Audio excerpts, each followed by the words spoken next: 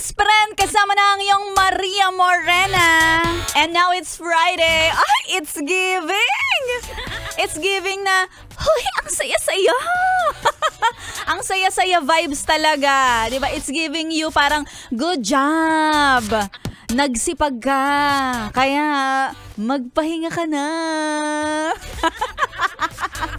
Pero wait, there's more. Sabi, kapag masama daw ang ugali, hindi dapat nagpapahinga. Dapat dumodoble-doble pa ng sipag. Kasi, pag ganyan mga masasama ugali, hindi daw tinutulungan yung mga yan. So, OT-OT muna yung iba dyan. Char! Well, sa mga yes friend natin, ako din naman sa hindi naman sa pagmamalaki, pero aminin ko naman talaga na may kasamaan din ng ugali ko. Pero sa mga tao na deserve. Syempre, as we get older, ganun talaga, no? Hindi madali na maging mabait, lalo na sa lahat, lalo na kapag naranasan mo yung PGH, yung poot, galit, at hinanakit. Galit na galit, gigil na gigil yan. Pero wag mo naman hintayin na, yes friend, baka tapikin ka ni Lord. Sabihin niya sa'yo, huy, tara, sama ka na sa akin. Hoy Lord, wag ka mag-joke ng ganyan, Lord. Bad joke yan, Lord. Kaya naman kung ako sa'yo, dapat hindi inaaraw-araw yung ugali na lagi na lang nakasimangot o parang ang damot-damot. Today, baka panahon naman, yes, friend, para maging angel ka. Huy, angel na may tumutubong sungay. Charot. Maging angel naman tayo sa mga kababayan natin. No?